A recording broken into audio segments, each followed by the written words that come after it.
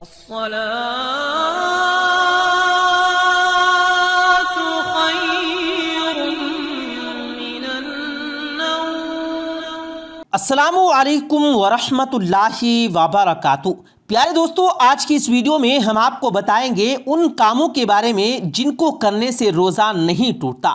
لوگ سمجھتے ہیں کہ روزہ ٹوٹ گیا ہے، لیکن ان کاموں کے کرنے سے روزہ نہیں ٹوٹتا۔ ساتھ ہی ساتھ ہم آپ کو بتائیں گے کہ رمضان میں 5 غلطیاں نہیں کرنی چاہیے، اور دوستو ان سب کے ساتھ ساتھ ہم آپ کو بتانے والے ہیں کہ رمضان میں عورتوں کے کیا کیا حق ہوتے ہیں، سب کچھ بتانے والے ہیں۔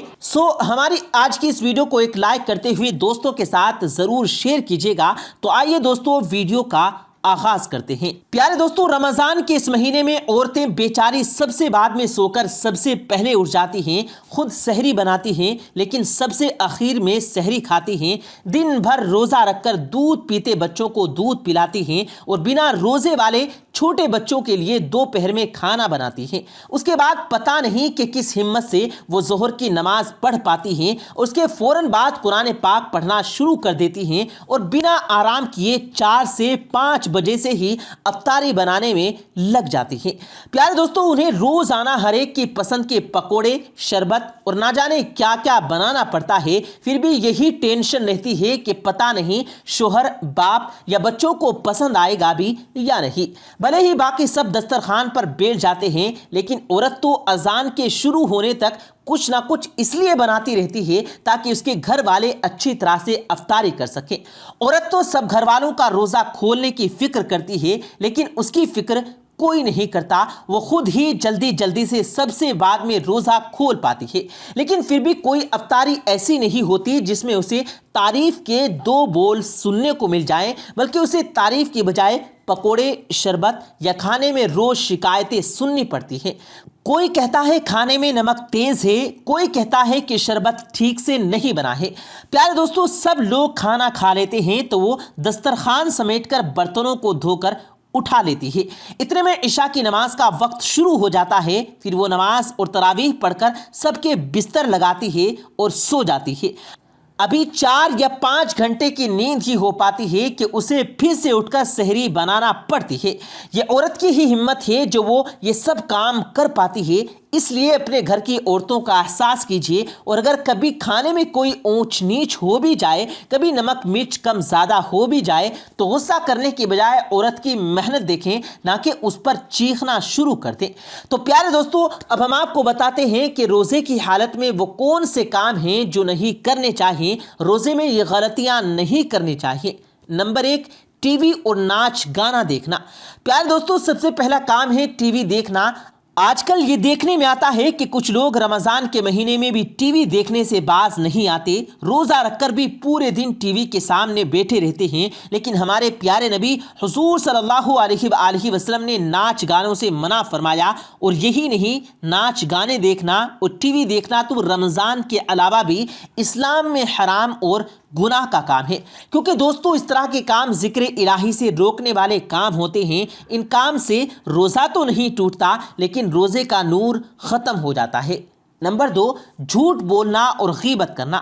کسی انسان کے پیچھے کوئی برائی کرنا، یہی غیبت ہے۔ پیارے دوستو، دوسرا کام ہے غیبت کرنا اور جھوٹ بولنا، گالی گلوچ کرنا، کسی سے لڑائی جھگڑا کرنا۔ یہ سب کام بھی روزے کی حالت میں نہیں کرنے چاہیے، اس لیے آپ ان کاموں سے ہمیشہ بچنے کی کوشش کریں۔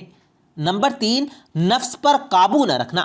پیارے دوستو، جو روزے دار اپنے نفس پر قابو نہیں رکھ سکتے تو ایسے شخص کے روزے پر اثر پڑتا ہے، اور بعض مرتبہ انسان کا روزہ ٹوٹ بھی جاتا ہے، اور بعض مرتبہ مکروہ ہو جاتا ہے۔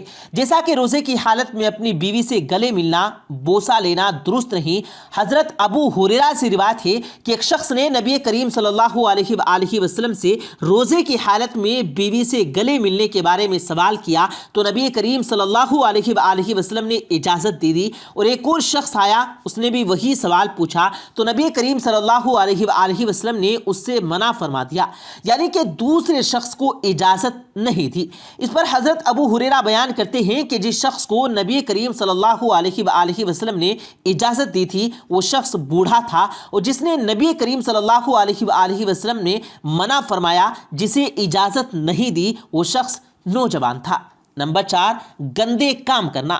پیارے دوستوں، روزے کی حالت میں بیہودہ جہالت کے کام یعنی گندے کام اور گندی باتیں کرنا بھی ناجائز اور ممنوع ہے۔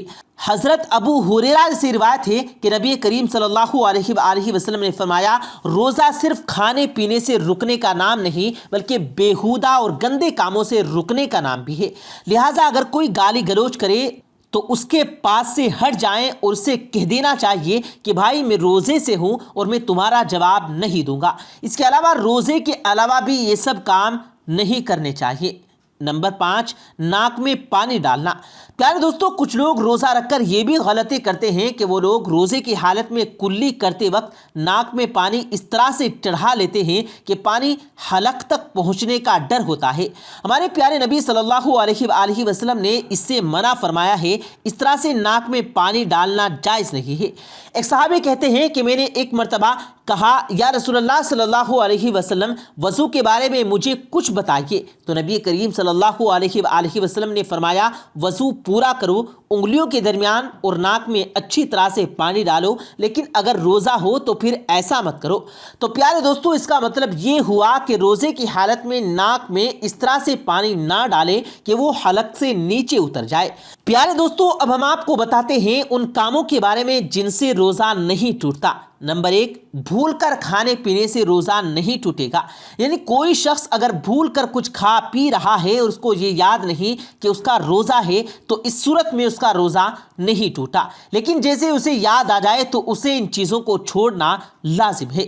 نمبر 2، انجیکشن لگوانے سے روزہ نہیں ٹوٹتا، چاہے آپ انجیکشن گوشت میں لگوائیں یا نس میں لگوائیں، دونوں صورتوں میں روزہ نہیں ٹوٹے گا۔ نمبر 3، تیل یا سرما لگانے سے روزہ نہیں ٹوٹتا، اگرچہ تیل یا سرمے کا مزہ آپ اپنے حلق میں محسوس کرتے ہوں پھر بھی روزہ نہیں ٹوٹے گا۔ نمبر 4، منہ سے خون نکل رہا ہے اور آپ نے اس خون کو باہر تھوک دیا تو آپ کا روزہ نہیں ٹوٹے گا، لیکن اگر آپ نے خون کو حلق سے نیچے اتار لیا تو اب آپ کا روزہ ٹوٹے گا یا نہیں۔ اس میں 2 صورتیں ہیں۔ پہلی تو صورت یہ ہے کہ اگر خون تھوک سے زیادہ ہے یا خون اور تھوک دونوں برابر ہیں اور آپ نے اس کو اپنے حلق سے نیچے اتار لیا تو آپ کا روزہ ٹوٹ جائے گا۔ دوسری صورت یہ ہے کہ اگر خون تھوک سے کم ہے اور آپ نے اس کو حلق سے نیچے نہیں اتارا تو آپ کا روزہ نہیں ٹوٹے گا، لیکن بہتر یہ ہے کہ جب بھی روزے کی حالت میں منہ سے خون نکلے تو آپ اسے فوراً باہر تھوک دیں۔ نمبر 5، ناخن کاٹنے سے روزہ نہیں ٹوٹتا۔ نمبر 6، تھوک نگلنے سے بھی روزہ نہیں ٹوٹتا۔ نمبر 7، بلغم نگلنے سے بھی روزہ نہیں ٹوٹتا۔ اور نمبر 8، سوتے وقت احتلام یعنی نائٹ فال ہونے کی صورت میں بھی روزہ نہیں ٹوٹتا۔ جیسا کہ کچھ لوگ فجر کی نماز کے بعد سو جاتے ہیں اور پھر ان کو نائٹ فال کبھی کبھی ہو جاتا ہے تو ایسی صورت میں بھی انسان کا روزہ نہیں ٹوٹتا۔